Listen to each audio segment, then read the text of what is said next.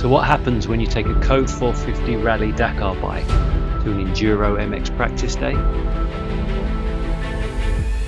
You're about to see.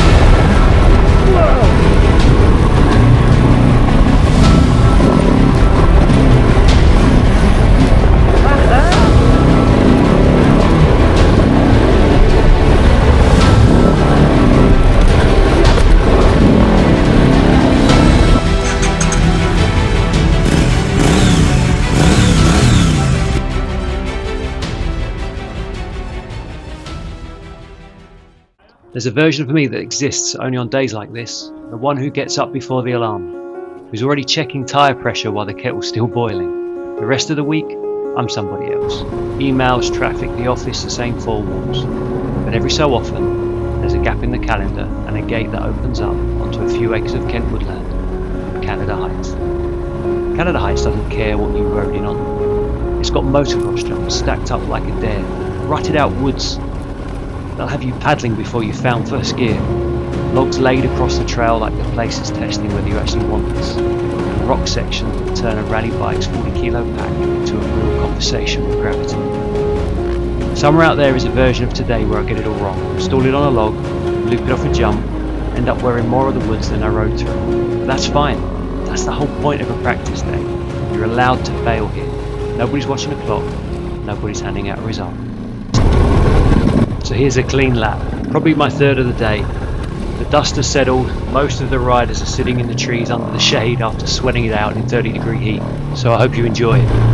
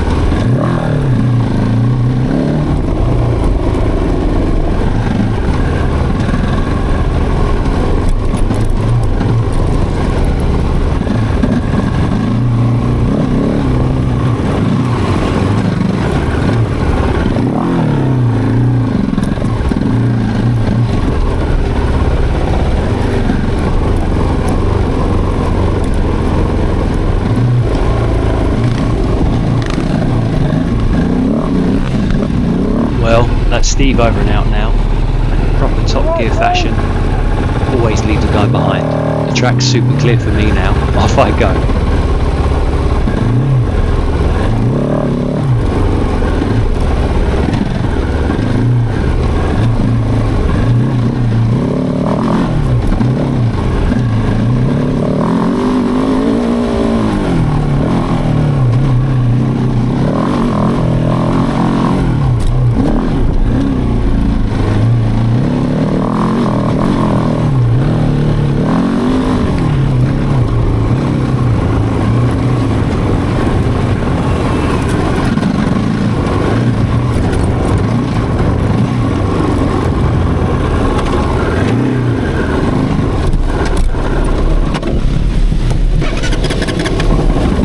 Can I just shout out the Kove 450? This is the third lap now. We're what, 5 minutes in?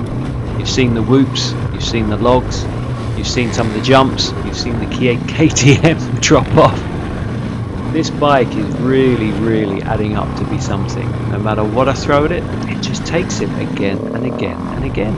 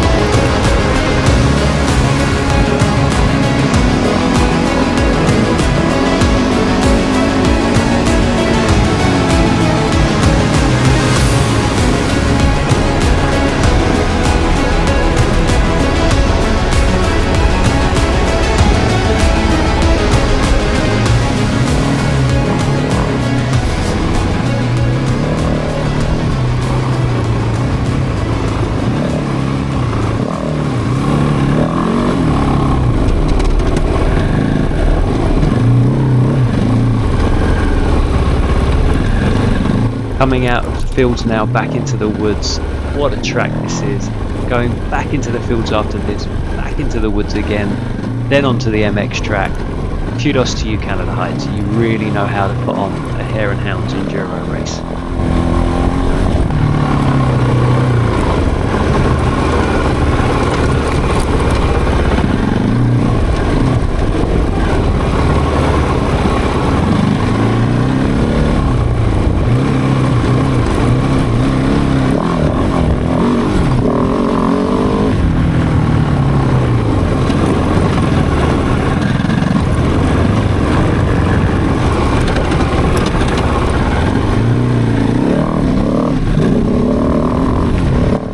So for those of you that have Kove 450 rallies, you might not recognise the deep throaty noise that mine's making. Well, that's due to the Kove ECU and the open ear box. I've also got another treat coming for it in the post next week, but you'll have to wait to find that one out. But the difference this Kove ECU and open air box makes, it really changes the torque, the low down grunt, evens everything out. Different bike now.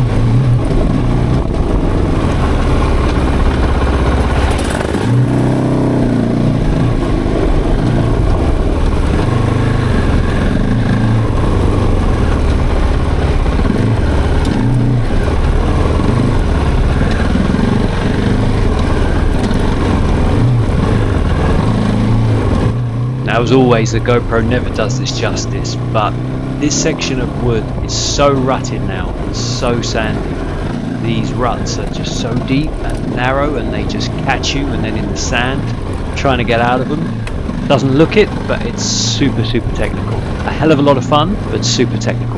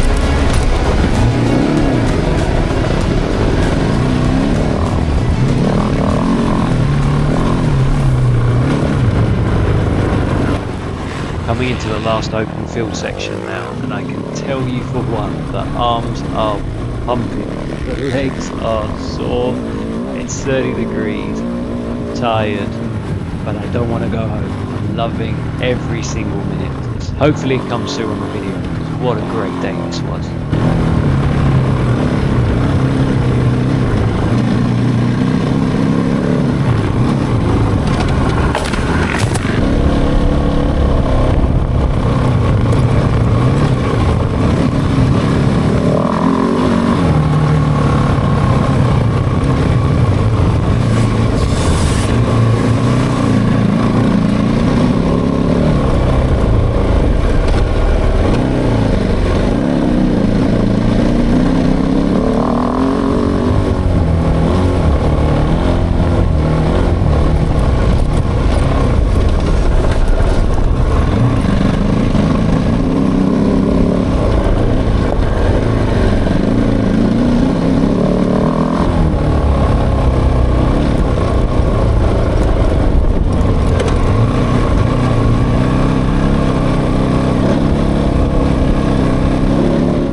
Bike's absolutely covered in it now. Dust everywhere. In the radiator fins, in the air filter, in my boots. The Kove took more of a beating today than it was ever designed for, and it took it anyway. I looped off that second jump, buried the front wheel in the same log twice. Somewhere in the wood sections I stopped counting how many times I put my foot down. Do you know what? None of that's on the scoreboard tonight. It doesn't need to be. That's what a day like this is actually for. Not for proving anything, just finding out what's still there when the excuses run out. The ones about the wrong bike, the wrong skill level, the wrong day for it. Turns out, none of that mattered much today. Canada Heights will still be here for next time. So will a version of me that only shows up for days like this. Kove, it's still going strong.